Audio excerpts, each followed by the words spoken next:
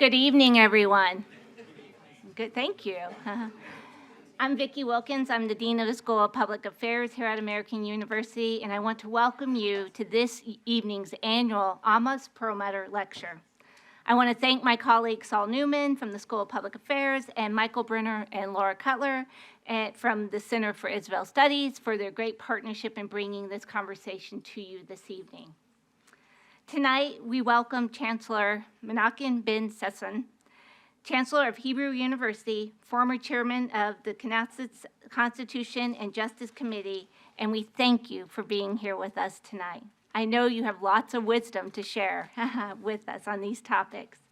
But we're also here tonight to pay tribute to the beloved former SPA professor, Amos Perlmutter. For those not familiar, his story is truly remarkable. I'm going to leave it to my colleague to do most of the introduction, but I want to tell you this person, in every sense of the word, was a character. Equal parts statesman, public intellectual, scholar, teacher, TV analyst, bodyguard, you name it. He was exceptional in every way. And you know that must be true because here we are all these years later, still remembering him this evening and still bringing these conversations in his memory. So I welcome you. I hope that you enjoy tonight's event. And I want to bring up to the stadium my colleague, Saul Newman. He's the Associate Dean for Undergraduate Education and Professor of Comparative Politics in the Government Department in the School of Public Affairs. He is my partner in much that we do in SPA and is the person responsible for making sure that we have these events each year. So I welcome him to the stage to tell you more about Amos Perlmutter.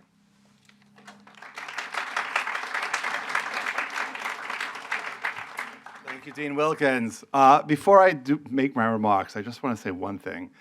I have to thank Michael Brenner. About 4 or 5 months ago, we exchanged a series of emails about what would be a good topic to talk about for the Amos Perlmutter Lecture. Little did we know how prescient we were. Prophetic tradition continues among the Jewish people. Anyway, I'd like to thank the Center for Israel Studies for working with us on this project, and I'd like to welcome you all to the Amos Perlmutter Memorial Lecture. I was a colleague of Amos, as were a number of people in the room here tonight, so I'll tell you a little bit about Amos. Amos was a character, no question about it. He taught at AU for over 2 decades. He died in 2001, and we set up this memorial and a scholarship in his memory after he passed away. He was born in Białystok, Poland, and he grew up in Mandatory Palestine. He fought in the 48, 56, 67, and 73 wars. As our speaker pointed out to me tonight during dinner, he won all 4. And during his career, he published 15 books, including notably The Life and Times of Menachem Begin, FDR and Stalin and Not So Grand Alliance, and probably his most famous book, which was one of the most read books in comparative politics in the 1960s, The Military and Politics in Modern Times. His career included a role as a member of the Israeli delegation to the UN, a political advisor to the Chief of Staff of Israel and the High Command of the Israeli Defense Forces, Tzahal, and as a member of the Israeli Atomic Energy Commission. He was a fellow at the Brookings Institution and the Woodrow Wilson Center, and he was founder and editor of the Journal of Strategic Studies.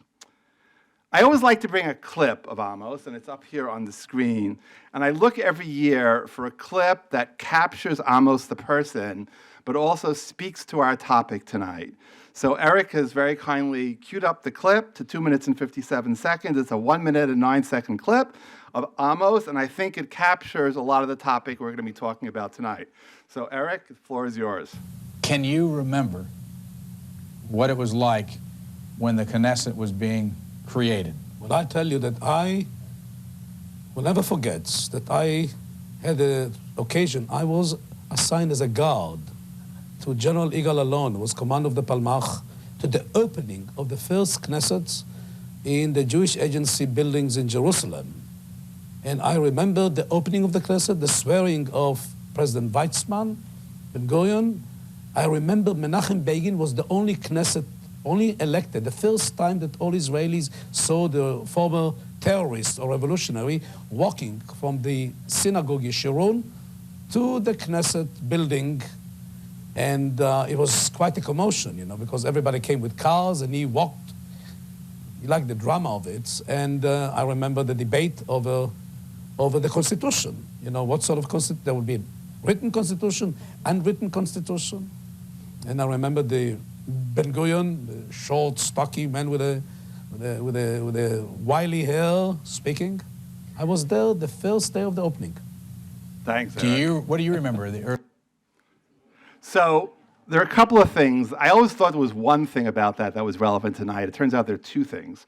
So the one thing that's relevant, of course, is that we're all here tonight precisely because Israel never wrote a written constitution, which is the topic of our conversation tonight. So the fact that he was there at that first debate when Israel was deciding whether or not to write a constitution is extremely prescient and relevant to tonight. The second thing I found out tonight at dinner is you noticed he mentioned that Menachem Begin, for those of you who know the geography of Jerusalem, walked from Beit Knesset Yeshurun, the Yeshurun synagogue, to what was then the home, the Knesset, which was the Sachnut, the Jewish agency headquarters, which is down the block. I found out tonight that our guest speaker, Menachem Ben-Sasson, prays daily at the Yeshurun synagogue. So that was the second connection I did not know. Anyway, so I'm glad that I was able to find that because it sets up what Professor Ben-Sasson is going to talk about tonight. But to introduce our speaker tonight, I want to call on distinguished Professor Michael Brenner, the Seymour and Lillian Abramson Chair in Israel Studies and Director of the AU Center for Israel Studies and SPA's partner on this event.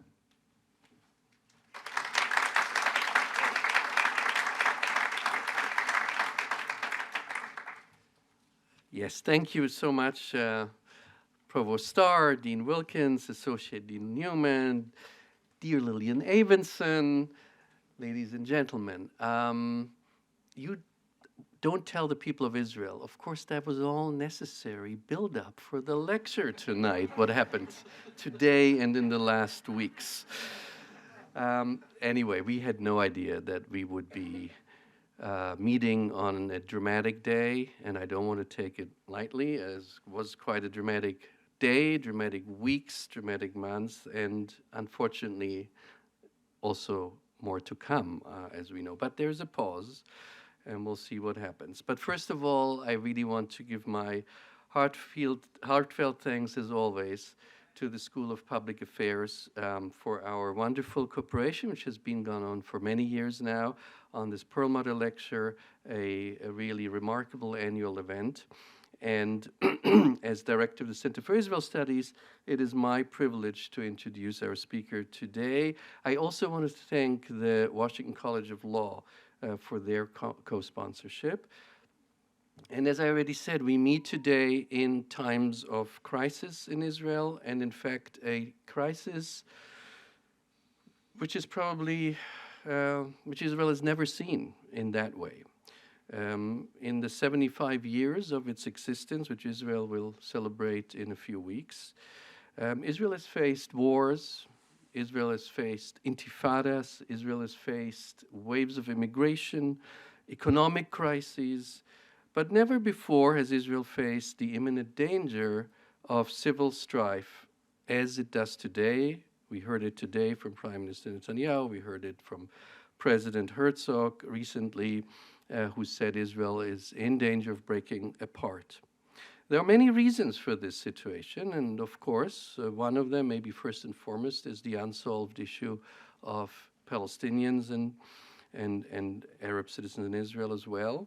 But besides the Jewish-Arab gap, there is also the religious-secular gap, the left and right-wing gap. There's the gap between, there's still a gap between Mizrahi, meaning Jews who came from Arab countries, and Ashkenazi, European Jews. There's a gap increasingly also in the last years and for a while now between rich and poor. And there is another element that makes it extremely hard today to find an easy exit out of the present crisis.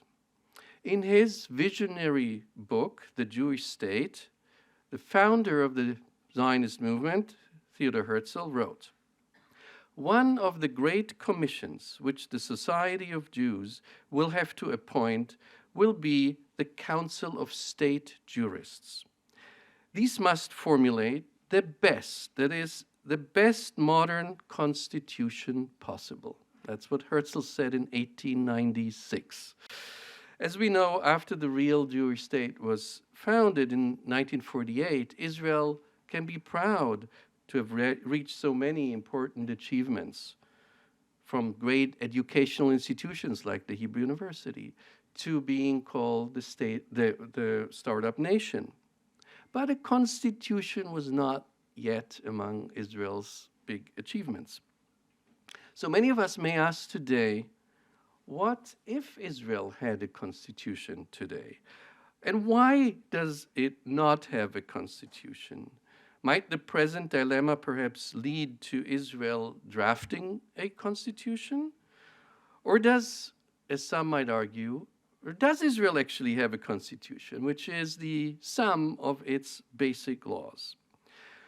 Well, no one more appropriate and competent than our speaker tonight can answer these questions. Professor Menachem Ben-Sasson was in fact the last person, maybe even the only one, at least many decades, to take it upon himself, and he was, of course, asked to do so, to try very hard to give Israel a constitution when he was not only a member of the Knesset, but the chair of its Constitution, Law, and Justice Committee between 2006 and 2009. And I remember vividly when we talked in that time, how he discussed with me the many constitutions of the world he read and collected, and which country's legal approach would fit Israel best. Professor Ben-Sasson, I should also say, for those who might be surprised, is not a lawyer by training, but a very respected historian of the Middle Ages, of Maimonides, and of Northern African Jewish history. And among many other positions he has held are those of the provost and the president of the Hebrew University of Jerusalem, and today as its chancellor. So we are very privileged to host Professor Ben-Sasson tonight, and please join me in welcoming him.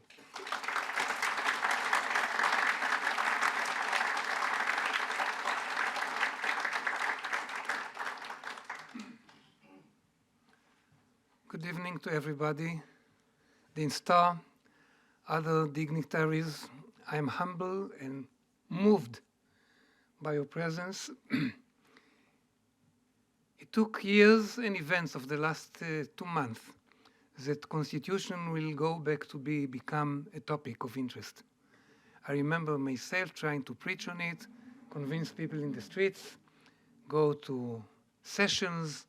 Even at university, people were doubting whether it is doable or should it be done.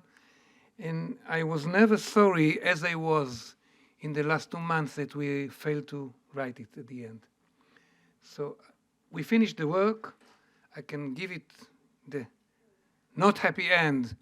250 articles, 15 chapters of the Constitution were supposed to be voted as a present to the State of Israel in its 60th anniversary, 2009. The Knesset was opened, as you heard today, in 1949. And I fooled myself that I'm capable of voting on it. Unfortunately, the Prime Minister resigned in the middle of the summer, and everything fell apart. And somebody has to take the building blocks, if somebody wants, and to try to remake it. I tried later on. If you'll ask, I'll give you some ideas to try to preach for that in the Knesset. I failed, and as I said, it's a great problem. What you see are 2 huge demonstrations in Israel, one versus the other. One is of the ultra-Orthodox demonstrating against drafting of their people to the army. 2014, it was a successful, and nobody dreamt afterwards that one can draft such an amount of rejection to the army, and who wants people who do not want to serve in such a case. Supreme Court made us rethink the idea. Equality is part of the ideas, and we tried, and I hope that we'll try again. Below you see the latest. A few weeks ago, it's like a crown in Jerusalem surrounding the Knesset, the Supreme Court, and the new National Library. All blue and white. People, I'm there also, if you can find, I don't. The demonstration in seeing the future of the state of Israel as equality, as state of democracy, worrying about future. So we are going to talk a little bit about the short history of not having a constitution.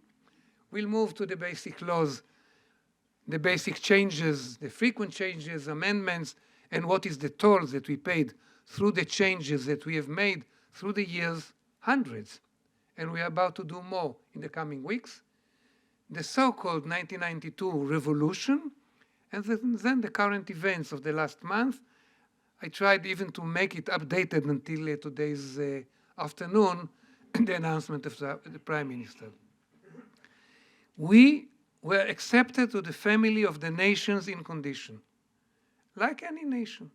And the condition in Balfour's statement, he was the Minister of Colonies 1917, 1918, was that we are allowed to have a Jewish home for the Jews, a home for the Jews in Palestine, in conditions that we take care about other people in the area, as you can see in blue and in white. And this national home for the Jewish people will be built by them with the help of us, the British Mandate, 1917. 47 United Nations made a decision, the happiest moment for 2,000 years for Jews ever. They were officially accepted by the family of the nations. This is the partition decision. People dance in the streets, and that was the idea. Let's have the Jewish state in yellow, the green state, the Arabic, the Palestinian state, and the orange will be international religious areas under the inspection of the United Nations. And what's interesting, and it's worth reading it, you can read it in the internet, to read the details of this decision, 181 of the United Nations. They were professional, they meant business, they sent a commission to make the business, and some of us followed verbatim, sentence after sentence, in what they said in order to be accepted, like good students. So these are the sections of the decision, and if I have just to isolate the relevant elements from this partition decision, it said that this commission will elect a provisional government, not by elections, will appoint them. This provisional government will set the arrangements for elections, election within 2 months for constituent assembly, not for a parliament, for a constituent assembly. And that was the condition of the nations. And it says also that you should build militia, you can strike coins, you can start building states, you and the Palestinians.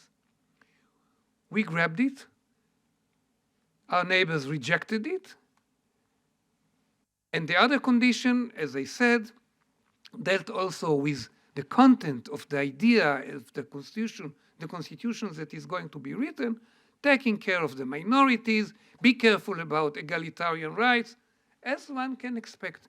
And at the end, they gave a bonus. The ticket at the end, you finish doing the homework, comes with a declaration. At declarations, you finished your homework. So many of us know the Declaration of Independence of the State of Israel, which is heavily influenced by your Declaration of Independence, as long as we go to the history of writing it. All of that is interesting, but not for tonight. So these were the homeworks. That was the homework. You remember the date, yes? November 47. The Brits are going to leave us, so a declaration has to be written. A government is appointed. The government has to declare something. So they had a declaration in the eve, it was Friday afternoon. At night, the Brits are supposed to leave. The declaration was given at noon in Tel Aviv. It was kept as a secret. Don't tell everybody. They sent few invitations. And when they came to announce, to read the declarations, hundreds were in the streets. You know, in Israel, there are no secrets. Everybody said, I'm telling you, but don't tell anybody else. So they didn't tell anybody else. You go to the footage. There are many films of this period. You can see it. So hundreds sat in the streets of Tel Aviv, and they decided to announce the following. First, historical ideological introduction, Holocaust, history of the Jews and the land of Israel. The second part was a very operational part, provision regarding establishing of a state, announcing of a state, and having elections. Within few months, we'll elect a constituent assembly, and this abolishment of they will write the constitution, and in the constitution, they will draft also the elements of elections, parliament, so on and so forth, whatever one writes in the constitution. And it goes to the details, you can see it. So they wrote that the constitution will be adopted until October 1st, yes? We are in May, until October, we have a constitutional assembly. And this assembly will be elected, and then they will write a constitution. And it says something about the content, according to the instructions that they were given by the United Nations. It has to deal with equality, with freedom, with the needs, with the needy, freedom of move, freedom of speech.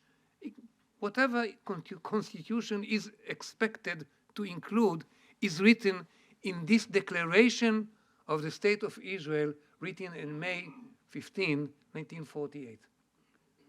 That was the idea. They meant good. They really went for elections for Constitutional Assembly. And it also dealt with the neighbors in cooperation with the world agencies, like the United Nations, as we are promised. I mean, we have to continue to cooperate with those who gave us permission to be a nation. I mean, you can be a nation historically by education, by many other things. But if you want to get a ticket and later on to be accepted to the United Nations, these were the preconditions. We feel them, you see, we'll come report to the United Nations, and then we invite the Arab neighbors. At that time it was Arab, nowadays we call it Palestinians. So we invited them, we invite those of you who are Jewish to come to spend your time in Israel. The gates are open. That was the message. Elections took place, not at the moment that they thought, because war started. The war was demanding. Majority of the population was involved in this war. Many wounded, many were killed. And we ended it with a great success. If you go back to the partition plan, so majority of the land was in the hands of the state of Israel, and there was no Palestinian state. Other part was taken by the Jordanians until 1967, and they had elections. And in the elections for the Constituent Assembly, a decision was made, and you heard beforehand, firsthand, what was the message. They wanted to have a Constituent Assembly, to write a constitution, but a decision was made, let's have a parliament starting to work. And the historical moment was lost.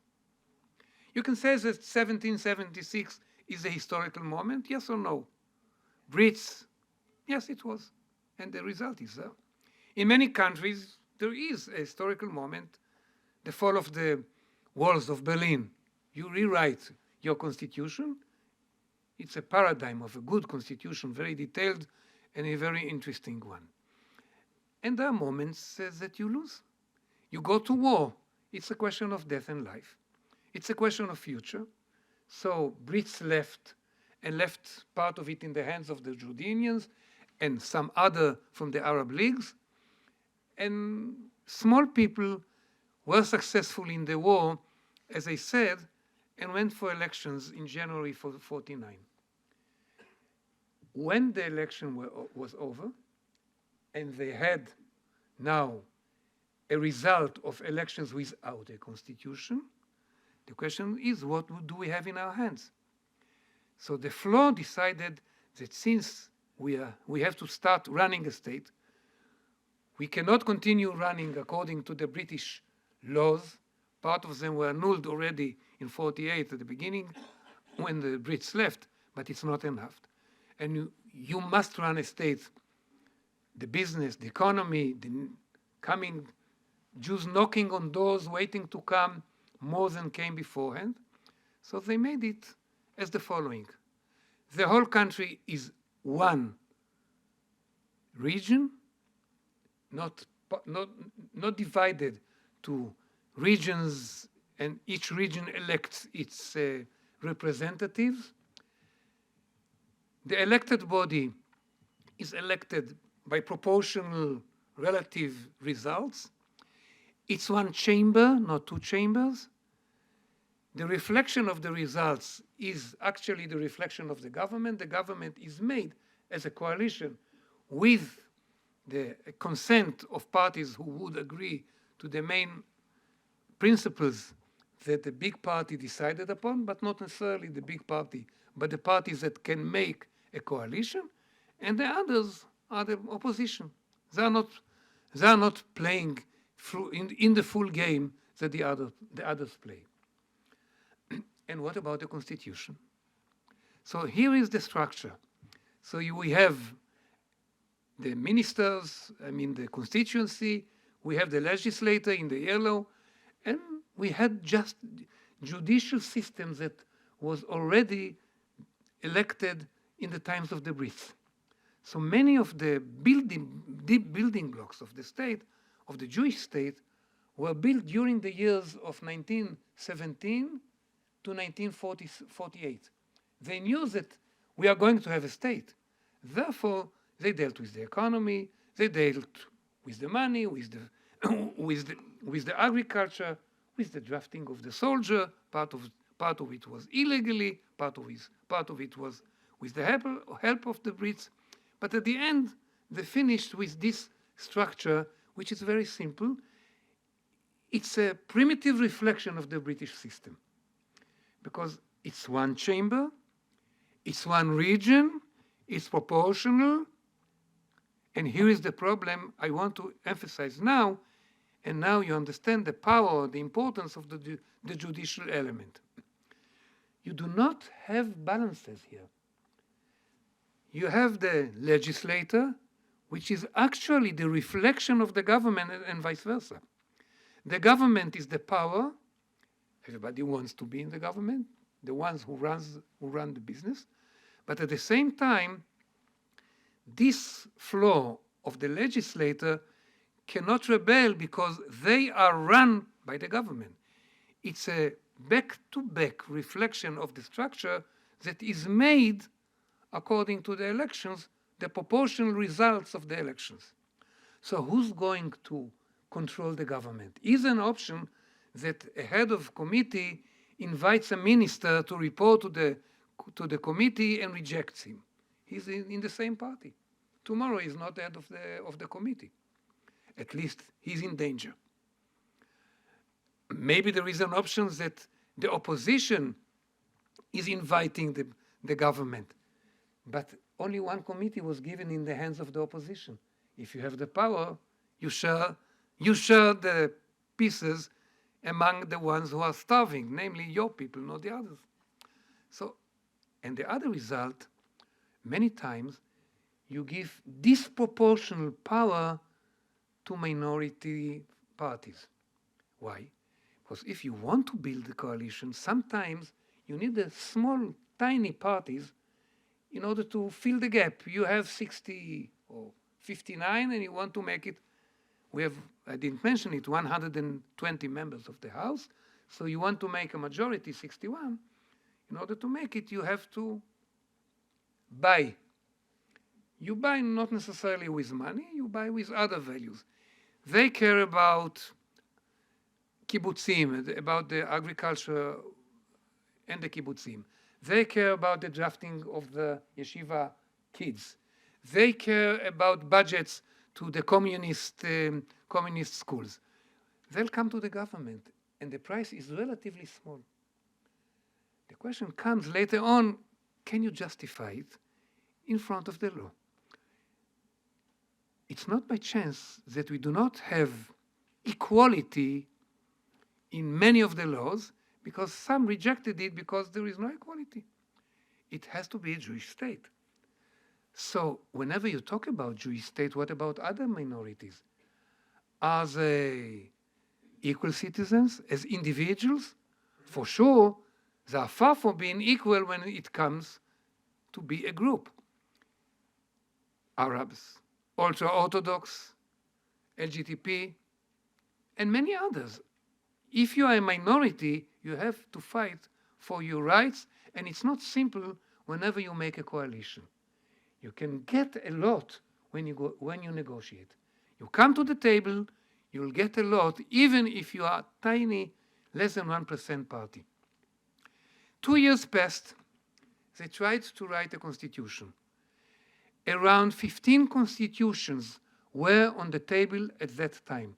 One of them was a world professional, Mr. Cohen, later on professor in our university, the Hebrew University, and he wrote on the Irish constitution, his PhD, and he was invited by the government to write the constitution of the State of Israel. He wrote draft number 1, draft number 2, draft number 3, and all of them were rejected. Either it's too religious or non-religious, too Jewish or too secular. The taste wasn't there. But it's more than that. Who has the power already of the floor will give up the power. Ben-Gurion was the prime minister, David Ben-Gurion. He had the power. He had a party who ruled the state of Israel for many years, not 1 decade, many decades. He didn't foresee it, but he felt it at least. And he didn't want to have any power above him, of any judiciary, of any elevated laws of constitution. And he was the one who explained patiently to Begin, it is not a time now. Why? Because we have few rifts that will be very, very, very difficult to bridge. 1, religious and irreligious. 2, Jews and Arabs. Jews are the minority. That's Siri. She wants me to say something else. So Jews are the minority, Arabs are the majority. So what kind of a constitution are you making for Jewish state when you are minority in the state? You still wait for people to come. You remember the end of the declaration. Jews have to come. Then we may be a majority in the... So when they come, they have different cultures, languages. They want something different. Maybe, hopefully, some thought, maybe they are religious, or maybe they are secular, or maybe they know languages or other systems. You cannot make a constitution while you are still in the run. So it wasn't, at the beginning, it was a fight, surviving. These years, we ate by rations. I was born almost in these years. We still found, recently when we tidy up some of the rooms at home, we found the rations for milk and bread. We had to buy it, but we couldn't buy more than 2 bottles of milk and, let's say, 1 loaf of bread for a day. So that was the situation. Dov Yosef was the minister, and he made the cuts and made us having what we need. Realizing now they were accepted to the United Nations, it's not a question of United Nations. The opposition, headed by Menachem Begin, kept demanding, not asking, kept demanding having a constitution. Who is going to protect us from you, David Ben-Gurion? Only the constitution. So he insisted of having a constitution, and it was brought to the floor. And the head of the committee that I had the honor to chair after him, Mr. Harari, his son later on became the president of Weizmann Institute, decided the three decisions that you see here on the board. That we are going to have a constitution, number 3, but it will be built like the German constitution on the basis of basic laws. It will be built by chapters. Each chapter of basic laws will be later on a chapter in the constitution. So that was the idea. And you see, so the first Knesset directed the committee, and this committee was supposed to walk in this path, highway maybe, to make it. So now the question, what is the task of the Knesset? What hat does it wear? Is it a hat of a legislator, or is it a hat of a constituent assembly? So if you go to the Knesset nowadays, everybody will tell you we wear 2 hats. One is of a legislator, so we make the laws, the bills, the rules, and we are the only ones who can make the constitution. According to Harari decision. You go back from Harari decision, you go to the first Knesset. You go back from the Knesset decision, you go back to the Declaration of Independence. You go back from the Declaration of Independence, you go to the partition decision in 181 of the United Nations. So all is built nicely on series of decisions made through the years, and we started writing basic laws urgently. I drafted the basic human rights that I drafted in the constitutions that I drafted in 2006, 2009, and see how many human rights were waiting to be legislated. None of them at that time was written. I mean, you can say that by nature, people respect liberty, people think about equality. What are the rules of the game? Nobody said. What is basic law? How do you make a basic law to be different from the other laws? Can you strike down the basic law? Who can strike down a basic law? What does basic law have in comparison to regular law, to regulations? You know, 3 levels of legislation that you have. You have constitution, you have first level of legislation, regular bills, and then it goes to instructions, regulations. So what are the rules? Shall we go back to square one? The first basic law that was written, it took almost 10 years to write. Basic law Knesset. How this body, how this house is working. And this is the only entrenched basic law that we have. For changing in this basic law, you need 61 hands. Almost none of the below. This one, yes. Why? Because these are the rules of the game. How many changes, amendments have we made, have they made, have all of the governments made in this basic law? Around 40. It's basic law. So why do you have to change it? 7a of this basic law tells you who is not allowed to be elected to the Knesset. And that's the real mission. I do not want such a party to be in the Knesset. If they are not coming to the Knesset, my chances are higher. So who are the not? The not is the racist, Kahana. The not are the Palestinians, because they do not maybe respect state of Israel as Jewish and democratic state. So this 7a was changed again and again, and in the coming months I wanted to change it again, part of the revolutions that we are about to face. So these are the laws. There are 13 of them, and yes, you know, you do not have to know colors. Only 2 deal with human rights. Only 2. While your constitution, you know exactly. Us, only 2. It didn't work. They tried. Basic laws. They brought equality. They couldn't do it because of the coalition with the ultra-Orthodox. They wanted to do freedom of speech. There was a problem of the government. They didn't like it. There was a freedom of move. Minister of Interior didn't like it. And so on and so forth. So in your case, to amend, you have to go, I don't know if it's a paradise or hell. But look, and you know how many amendments have you done through the years, 200 years. Look, that's the way, but we do not have any rules for this game. Not everything is so bitter. So through the years, we made few laws and we mentioned equality. Already in 51. So 1 year after, it's not a basic law, it's a law. Women equal rights. You see what is the content of the law, but it's equal.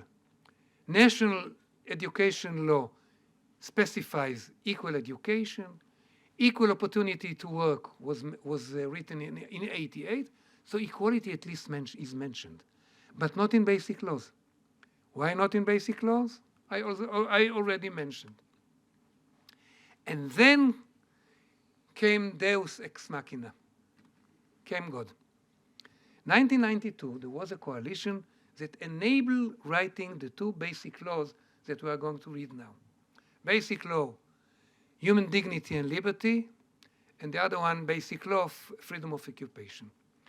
And in each of these two basic laws, it's deliberately written that any law that is going to reject these basic laws could be struck down. Who's going to strike it down? Not the legislator. He wrote it. Judiciary. That was the invitation. Official invitation for the judiciary to strike down laws vis-a-vis basic laws. What was the result of the vote in the night that it was voted? 32 to 21. You remember, out of 120.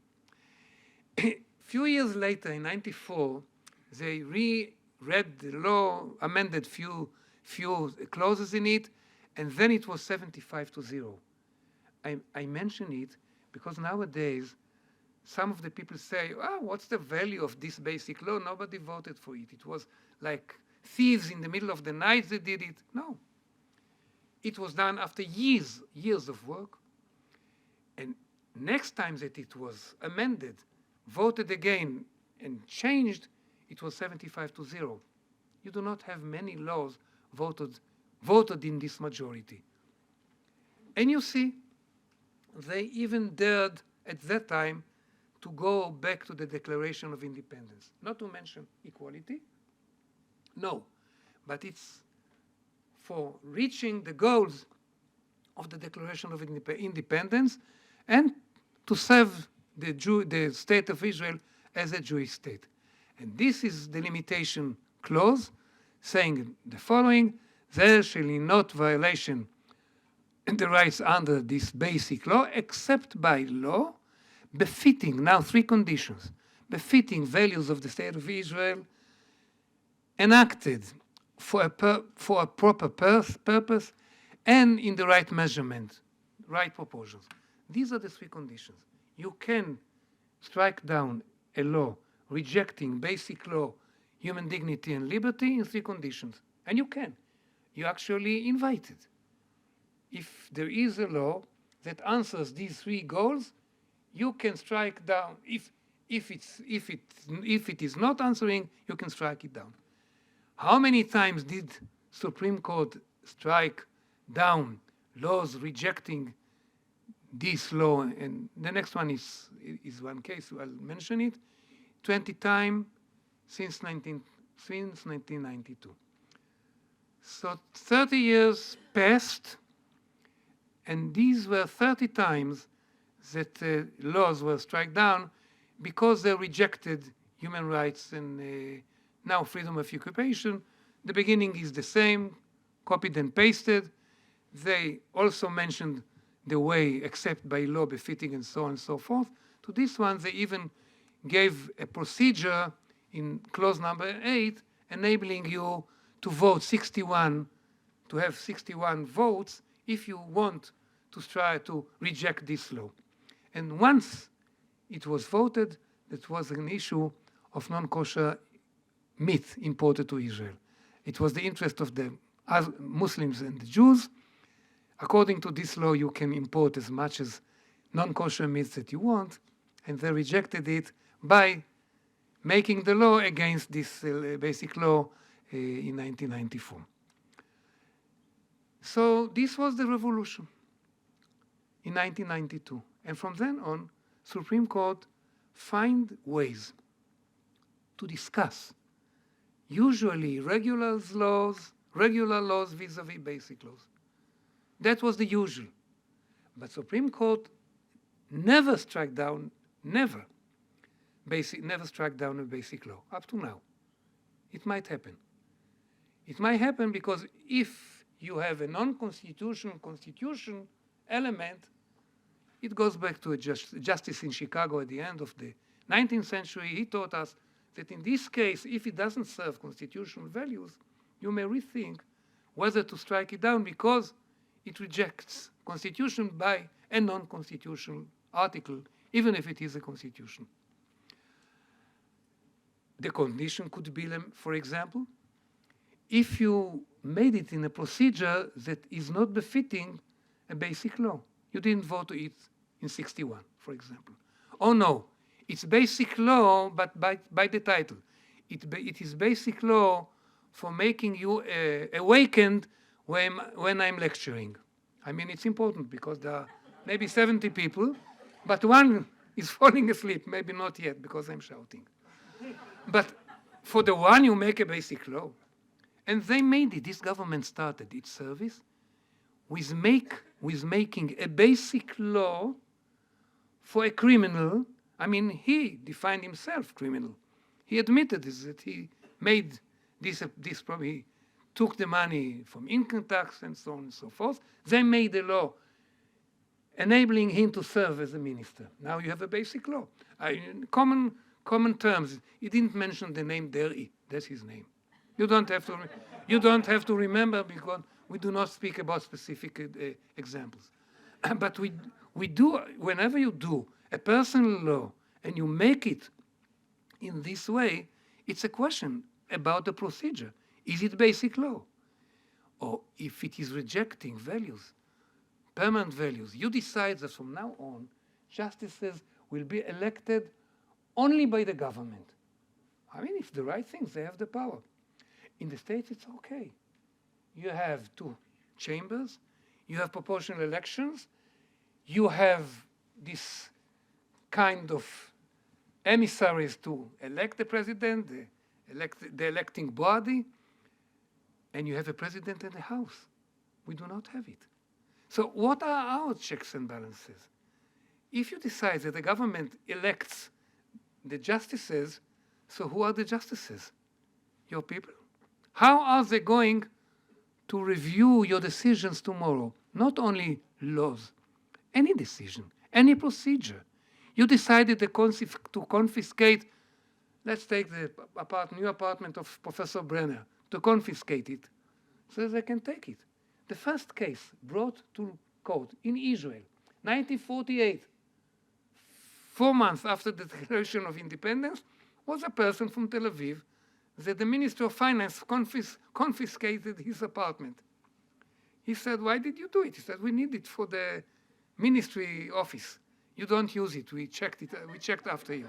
It's nice. I mean, is it a reason? You do not need a court for these cases? And the other problem of the years after was consistent amendment of basic laws in a certain junction. And you do not have to be prophets to know what is the junctions that they want to change basic laws, and you know exactly what basic laws are going to change. It's the day you make a coalition. Let's say that the basic law said, and it said, not more than 18 members of the cabinet. And you start negotiating, and they want at least 4 ministers. You already sold 18 to your people. So you have to change the basic law. Basic law government. You want to have extra budget for this purpose. It's against the basic law government that instruct you how to share the budget between the parties. You do not want to have a budget. It's against basic law finance. So changing of the basic laws became a habit. It's easy to do. You remember the chess game. There are no rules for the game. You can do it 2-1. 2 will vote for, 1 will vote against, and then we have a basic law. Last night, we had a new basic law. After Mr. Derry was rejected by Supreme Court, there is a new basic law Derry, and there is new basic law Derry is entrusting him to be a minister by the following decision: any decision of the government of appointment of a minister could not be taken to court, and this is basic law, government, amendment number 16. 2 weeks ago, we had only 8 amendments. Amendment number 16. In 2 weeks, 8 more was entered. So flexibility, well, you do basic laws. Mr. Harari asked us, you do basic laws in order to strengthen the state, in order to put good foundations for future constitution. And look what we did. We went to 2 revolutions you're not aware of, and that's one of the ideas I know nowadays. If you are worried, maybe we can overcome constitutional crisis. One was we adopted your system in 92. We elected prime minister, straight elections. It's against basic law. Usually it's according to parties. We took the American system, but the House is elected according to the Israeli system. So 3 won the lottery: Netanyahu, Ehud Barak, and Arik Sharon. None of them was capable of running the state, because the parliament was against, and small parties were flourishing more than before. Huge mistake. So in 91, they changed the law. In 2001, they changed it again. They took it back to 1968, the original basic laws, that you work accordingly, but we amended, as I said, yesterday night was the 16th. And the other revolutions that we went through, we had 1 state and 2 governments. Have you heard about something like that? I lived there. And it wasn't a joke. It was in a Corona time. He says yes, he says no. He says black, the other says no, white. Why? Because we had to protect somebody from court. He had to be promised that he's still substitute prime minister in the times that he's not a prime minister. And he gets the house and all other things. More than 40 different constitutions were put in the table of the Knesset through the years. As I told you, at the beginning it was very intense, and unluckily it didn't work. I can testify for myself. I fooled myself that I could vote on it. I told you already, 15 chapters, 250 articles. I had even a date, and the prime minister decided to resign. And for years, until 2 months ago, I doubted. I doubted. Maybe we didn't need it. We could work without it. Nowadays, I see what is the power of constitution. Agreed upon rules. Rules of the game are set by constitution. It's urgent that we have it. And what happened 2 months ago? 2 months ago, all the feelings of people who felt rejected, minorities, not accepted, had the feelings the Supreme Court is the one that dictates the state businesses. 20 cases, I told you, 20 cases. Only, and 3 times the Knesset rejected, overrode the decision of Supreme Court by detouring it by a different law. But the claims were the court is not elected. They limit the expansion of the settlements in the West Bank. They limit the needs of the ultra-Orthodox society. They want us to serve equally.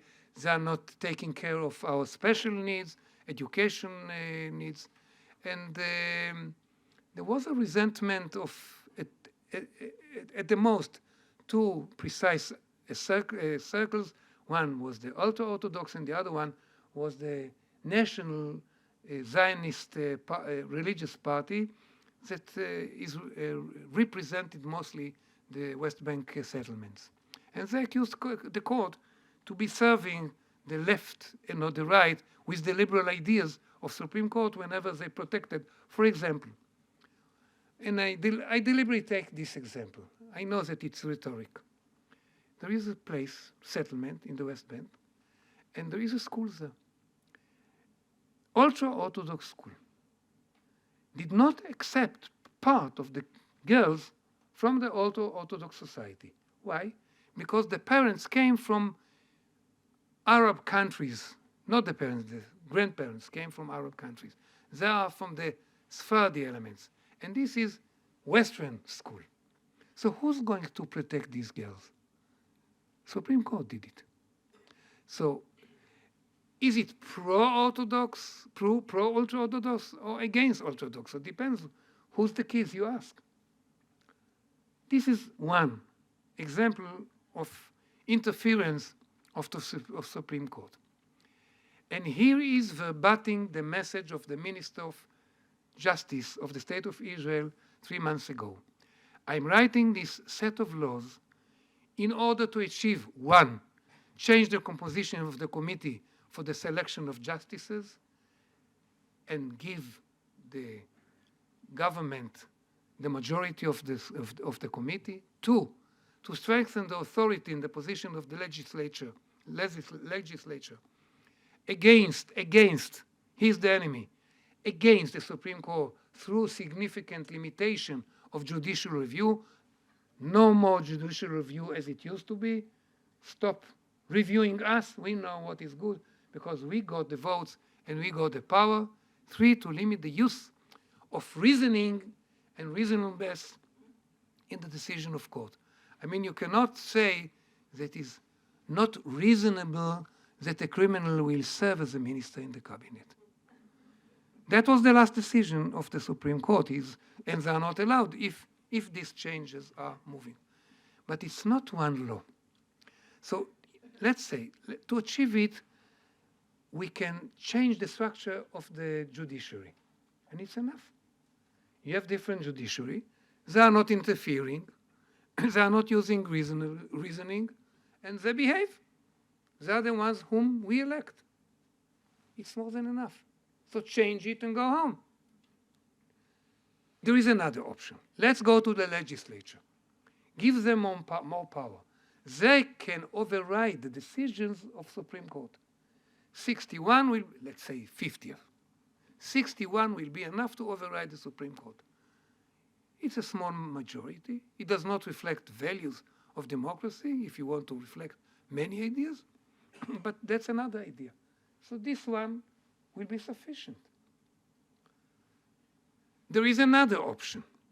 Forget about everything, but you have gatekeepers. These are the legal justices, legal advisors of the ministries. In Israel, legal advisor has got the authority to prevent you, namely the minister, me at the university. We have a legal advisor. We know that you have to respect. She protects us. She protects not only the minister. You have got many examples that army officers of the Israeli IDF went to countries abroad, were blamed of war crimes, and thanks to the fact that Supreme Court has this judicial review over decisions of the government, actually made them the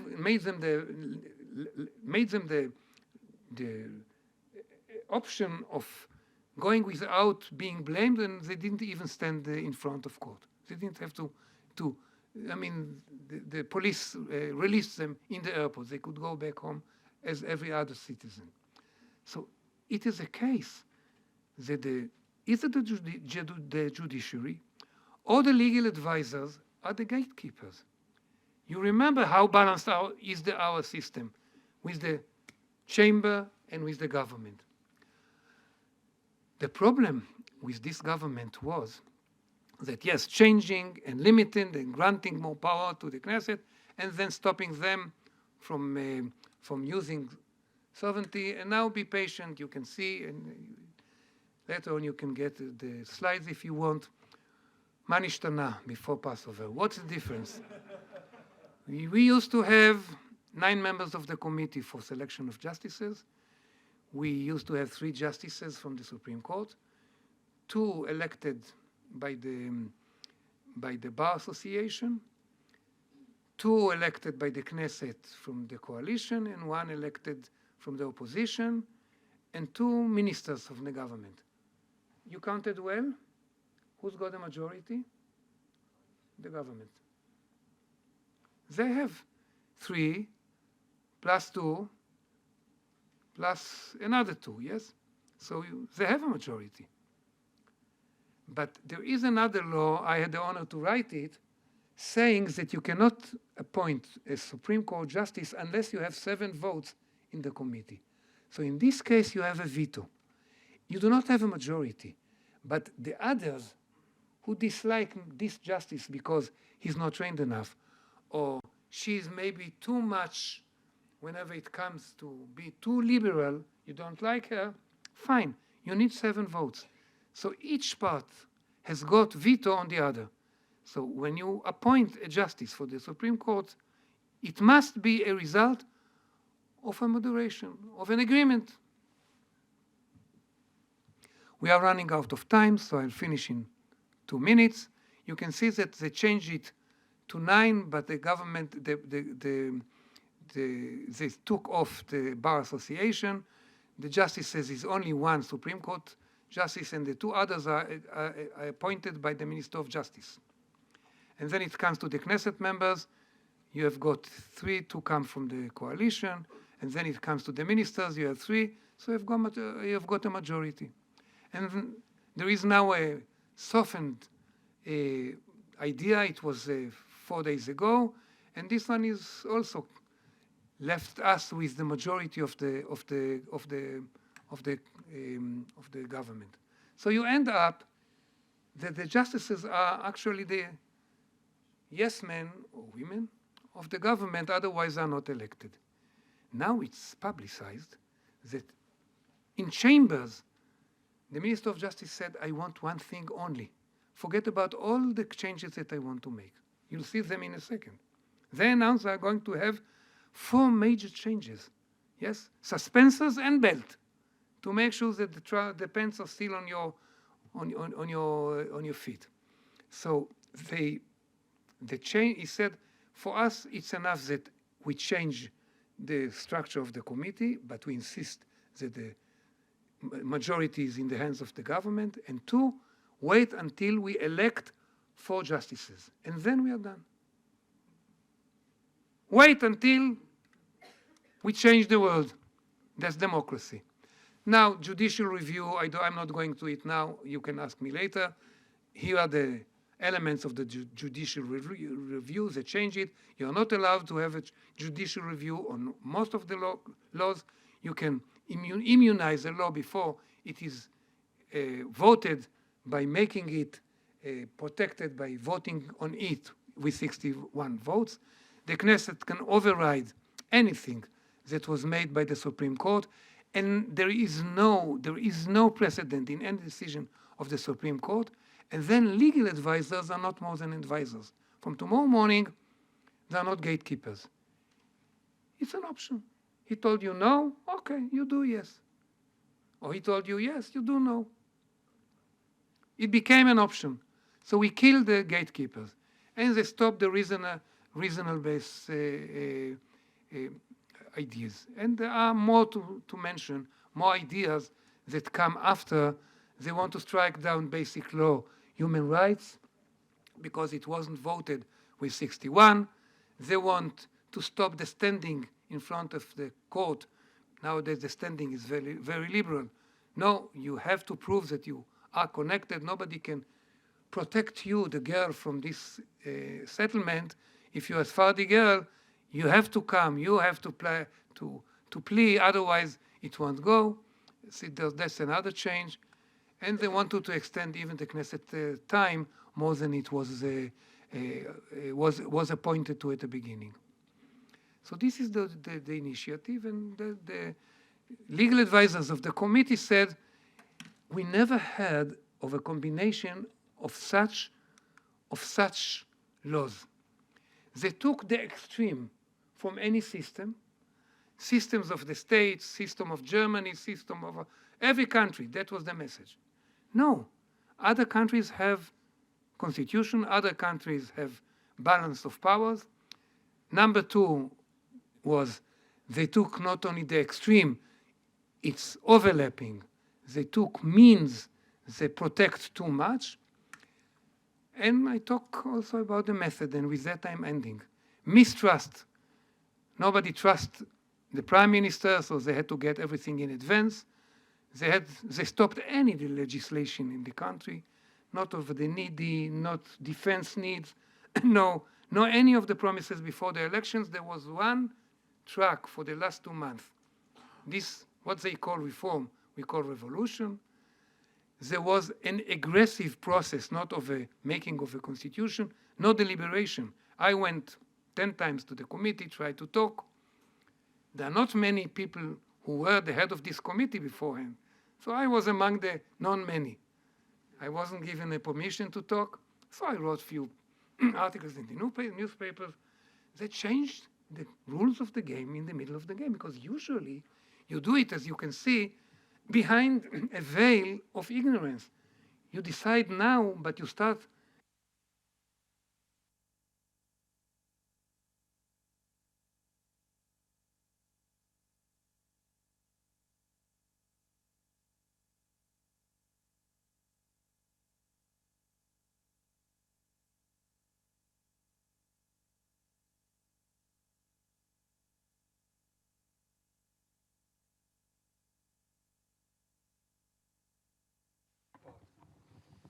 And he came with 6 pages.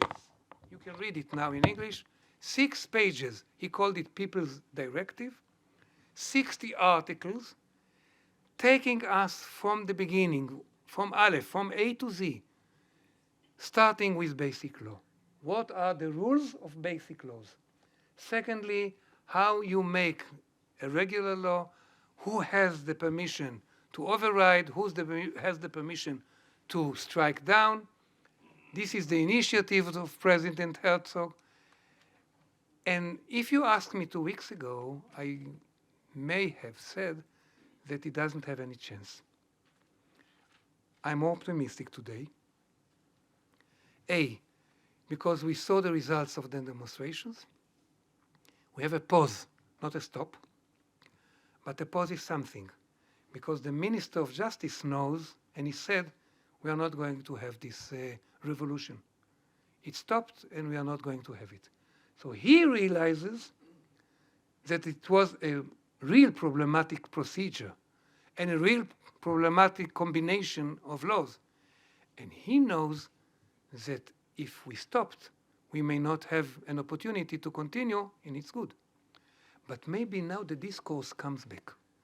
And if I'm asked, do you believe, Menachem, that we go back to write a constitution? 2 months ago, I would say no.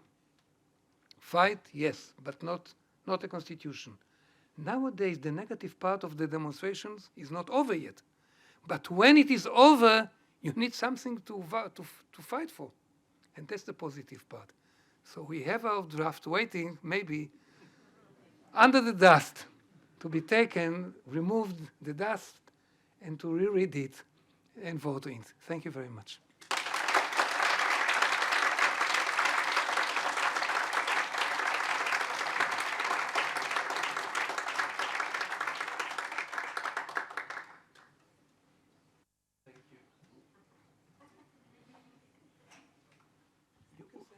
We turn. On my side, you can send the slides to everybody.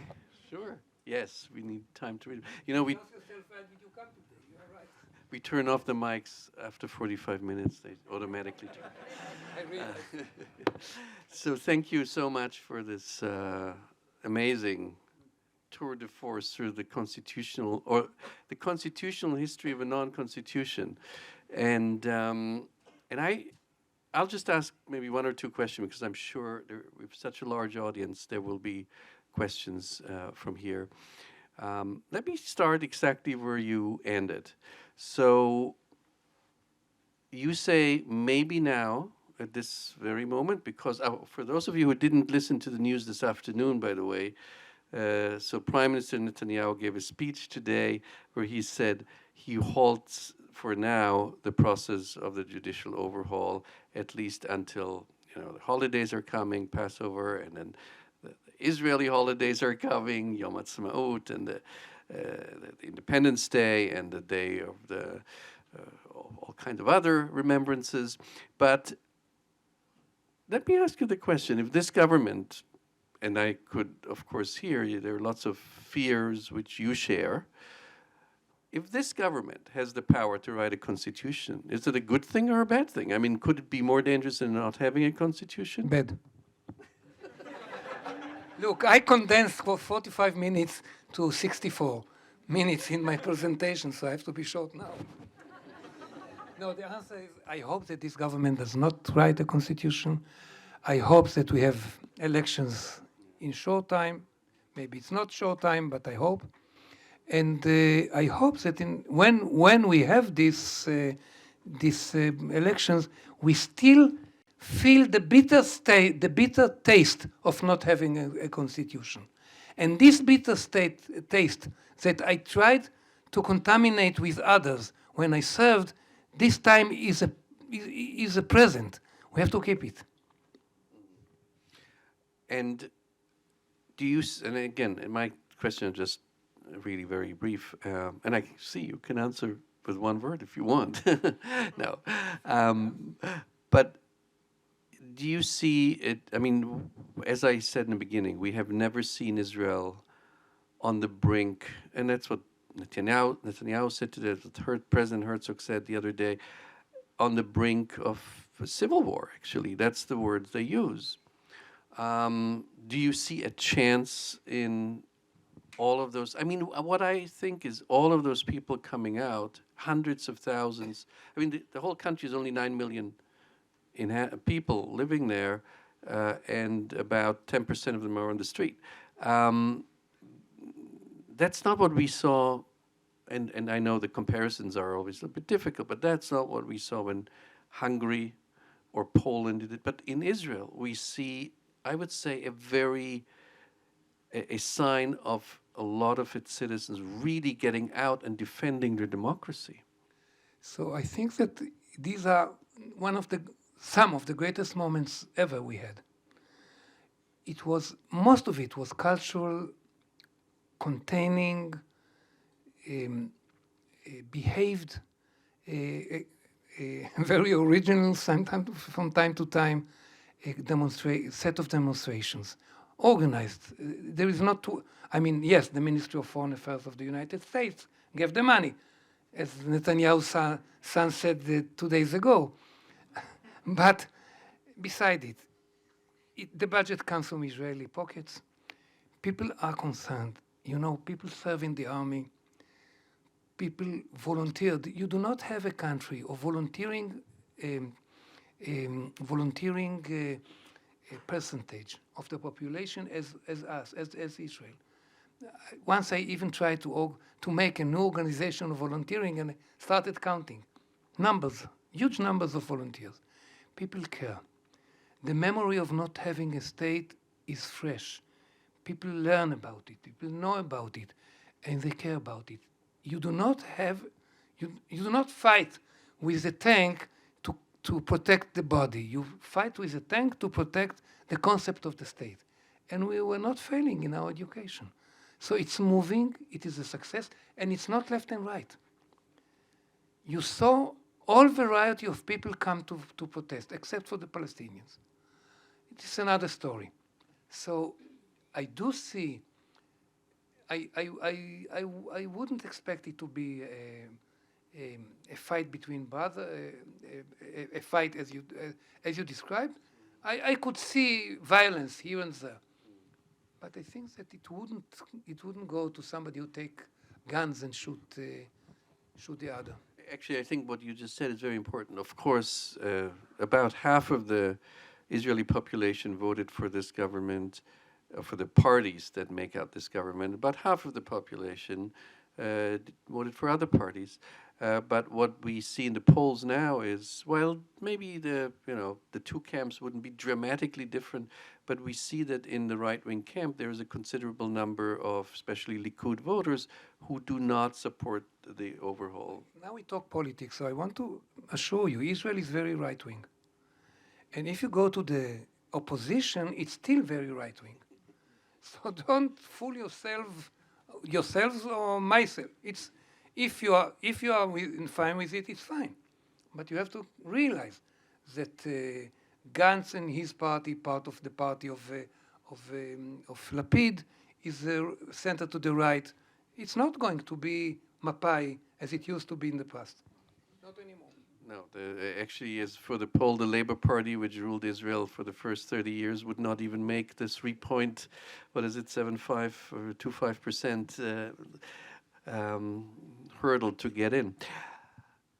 I'd rather have you ask the questions, and as always, you want to start with students. And because we also record it, we ask you to come to the mic and introduce yourself very briefly, and try to also ask you a question relatively briefly, so we have space for more students. No, they'll come here. No, they have one for me. That's the one for you. Okay, that's the basic law mic. I know. Well, now that I have the basic law mic here, my name is Julian Weiss. I am a student here at American University. I am a freshman. Actually, I'm in the class of Miss Strauss over there. I have a few questions, but to just have one and keep it concise. You talked a bit about how the Haredim and the Daddy Leumi, the religious Zionists, are not, big fans of the Supreme Court. So one thing I like about kind of the system we have here is there's this kind of civic religion where Democrats and Republicans, we both like the Constitution, essentially. What can Israel do to make sure that all the different sections of Israeli society have a civic religion when they make the new constitution? That's not just that the seculars like it and the religious don't, or vice versa. To decide that it is not a Jewish and democratic state, and there is no way that it decides, because that was the condition. It has to be a Jewish state. So it's a precondition that you do not have it here. The First Amendment of yours is against the first commandment of any observant Jew, as you know. And the second issue is that you have to be patient. It won't take 200 years, but it takes time.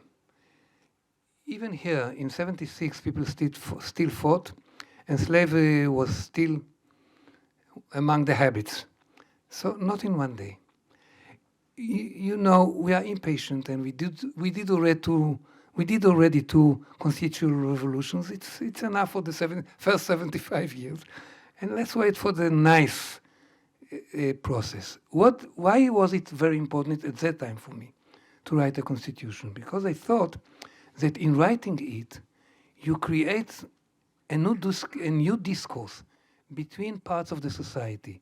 So the draft that I had was with the help of the ultra-Orthodox. In that time, Arabs wrote 3 constitutions as part of the process. Part of it was absorbed in us, part of it not, but there was a feeling around that we make it. So you need to create the ambience, and you have to be very patient. Thank you very much. Thank you for coming to speak to us. My name's Andrew. I'm a first-year student in the School of Public Affairs, but more importantly, I'm a Jew and I'm a Zionist. My question to you is twofold. One, how will this round of reforms fuel the anti-Israel rhetoric we see around the world, and how might it damage the greater nation's perspective on the state? And two, I have some deja vu as we were sitting here two years ago leading up to the summer. How likely do you think we'll see an election in the next 6 months? The latter, I hope, but I don't have any clue to tell you. The government is far from being strong as it used to be 2 months ago. I mean, they made everything to commit suicide. And so they were saved at the end, for the time being. for question number one, the damage is there, and it's only the beginning. Why? Because it's going to repeat. I mean, people will cite, repeat, and use. There are few problems. I'm not going to talk about BDS on 1 foot or on 1 minute. But we are different in the region. Neighbors do not necessarily like us there. There are guilt feelings, especially among the well-to-do people of this kind, Jews around the world, and they feel that they did maybe many evils while doing their money, so they blame of being rich and influential. And it comes to other disproportionate power of the Jews that comes from maybe minority will to achieve. Saying that, the damage is there, and you have to be in the front just to tell the people it was an accident. But let's hope that the accident is fixed. And I cited you, we had 2 major ones, and we tried to fix it. We'll try to fix it again. Thank you. First, Menachem, I just want to say thank you for coming and delivering the lecture. Your timing, as Dr. Brenner said early in the lecture, could not be more ironically perfect. So for those of you guys that haven't been keeping up with the latest developments, Bibi, Prime Minister Netanyahu recently announced that he was going to be temporarily freezing the judicial overhaul in some negotiations with the Minister of Security, Itamar Ben-Gvir, who has demanded the creation of a National Guard. So my question for you is, what is the true cost of compromise in these cases? And So first of all, I warned you, making a coalition is a toll, always. Now, I can trust Bibi because he promised so many promises that he would go on the lines that he has been done up to now. You cannot fulfill, you cannot make a militia in Israel unless you want to Lebanize it. And everybody sees Lebanon as a danger, and we know that we cannot enter. So if it could be something like a youth movement, nice.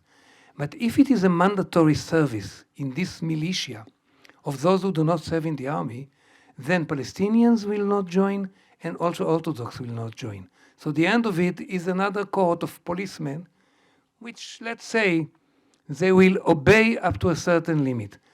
Let's go back to Professor Brenner's question. I believe in the Jewish people, in the Israeli citizens. They are democratic. They know how to and what not to obey. So he can say, don't let them go to the roads and block the roads, or use these machines with the switch to water the demonstrators, and they didn't obey. So I hope that it goes on the line. He will, but the question by principle, let's take it back. The toll for making a coalition is very high, but I want to say something positive about it. You are used to the American system.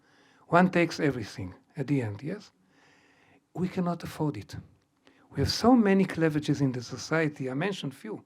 So many cleavages that you need the flow of the Knesset to direct these dissatisfactions into channels of participation. If it was one party takes all, then streets were full with demonstrations like in Latin America, and we are lucky not to have it because of multi-party system. Everybody has his share once in a while. I give you hundreds of examples. Thank you for asking. Hi, thank you, Professor, for being here.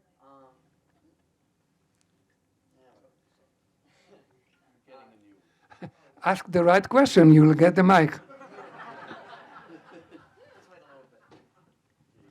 Oh, thank you, Professor.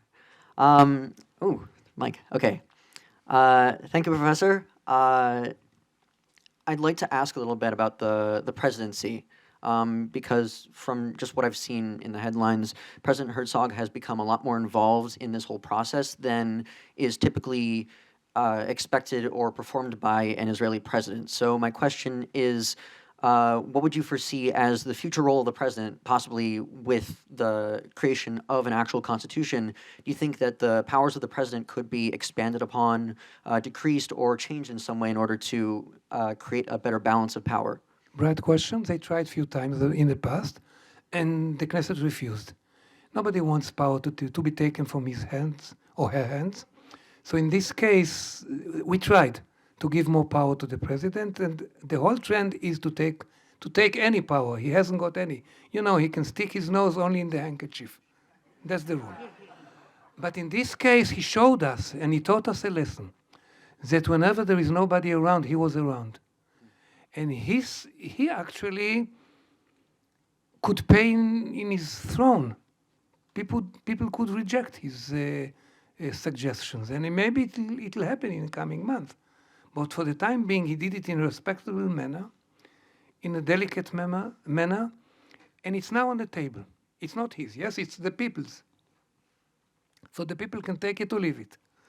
And he left it for us. And that's the question of Professor Brenner. I think that we'll take it. If not all of it, parts of it, and it was already agreed upon by the opposition. I mean, it took 7 minutes to the coalition to say no. Long time, but 7 minutes. So in this case, he showed us what is a leader in such a time, even though I do not foresee any change in the structure of the state towards what you have here, because we will be very careful. We had already a president that was in jail, sex harassment. Thank you. Thank you for speaking tonight, sir. My name is Jake Fales. I'm a freshman. And I was wondering if you think that the U.S. should get involved in this decision, and if so, whether we can do so without whether we can influence the Israeli government without, like, affecting the security of Israel, such as by conditioning aid. You did it. 4 times in a row. Same slogan, repeated itself. It was first by the Minister of Defense, then by the Secretary of the State, then by the President himself, and it was clear-cut that our steps are not accepted. Then it was adopted by the German president and by the French president. So in many ways, you again led the world. You showed the way. There is a certain point that if you put too much of a pressure, you lose your authority. So you did it. I think that you did it in a delicate enough way not to be rejected violently. But behind, everybody knows in Israel that you are there. And you are very, very much dissatisfied. Yes, Hungary is with us, and Poland is with us, and maybe even India. And if we insist, maybe Putin will come. But no, we did some evil things with the Ukraine, not too much, but still. I think that in this case, you are smart enough to play it diplomatically, but clear enough to send the message. Why do we have a pause? We have a pause thanks to the following. A, the union decided this morning to stop the country. So still the unions master the country. So no flights, no work, nothing. Everything was stopped. Two were the numbers in the polls. Professor Brenner hinted to it. The government lost more than 10 seats already in the polls. You cannot afford it. 3, refusing of service. It's not just that you refuse A or B or C. These are the ones who do the daily work. We are in a war state. We call it war in between wars. WIW. So that's the status in Israel, vis-a-vis Syria, vis-a-vis Lebanon, vis-a-vis Gaza. So who are the ones who do it? You know, it's a chirurgical work done daily by the SIGINT people, namely the computer people, and by the pilots. They volunteer to serve. They have to serve 30 days a year, but they serve 80 days a year. They come only to 30 years by the book. So the combination of these create, and the last and not the least one, is the message that they got from the world. So the answer is yes, you are there, and thank you for that. You're very welcome. Thank you. I wish you have a president this age. Good evening, sir. I wanted to say thank you for speaking here tonight. My name is Jeremy Elwell. I'm also a freshman at American University in the SPA. My question really is that after hearing you speak tonight, it very much seems that Israel is on a very unique path to try and create a constitution and develop laws that are not only based around a compromise of the different sects of the of the Jewish religion, as well as working on an almost law based around legal realism, public opinion based off of legal precedent set in the past. My question to you is, do you believe that the Israeli government should focus more on trying to create compromise between the different points of religion in the Jewish faith to create compromise, or should we move towards a more neutral legal stance? I'll answer your question in a different way.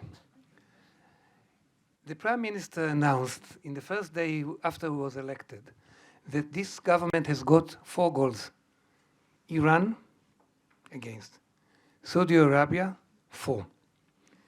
Needy economy, world inflation, 3. Security in the streets. My advice to the government is to take a real pause and to go for the goals that it announced for. They are going to gain a lot. A, trustfulness. B, support of the public. C, a stage to continue with what they want on the basis of compromise that will take place in the coming 2 years.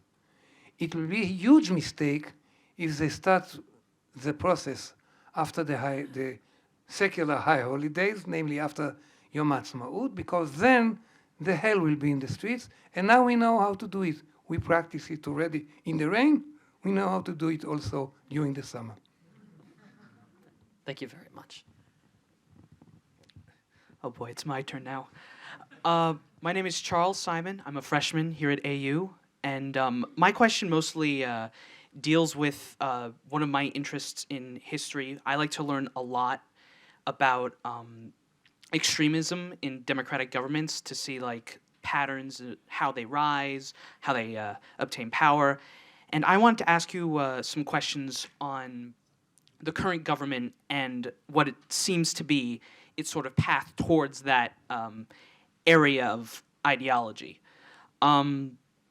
So I know I'm not as learned as I should be, but I do know that there is someone important in the government of Netanyahu. I'm sorry if I'm butchering the names.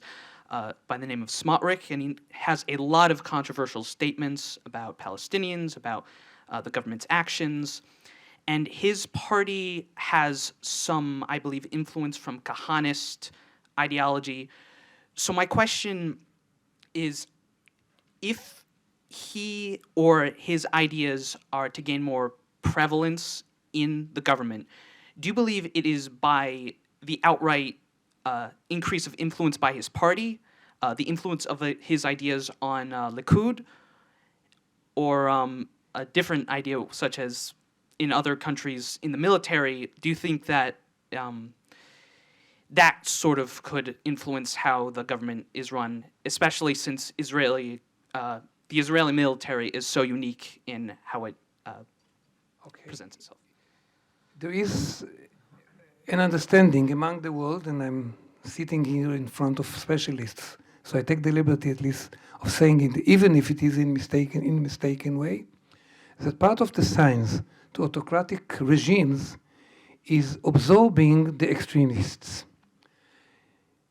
Smotrich party is the national religious, used to be the national religious party. It used to be a very moderate party. They were for negotiating the West Bank.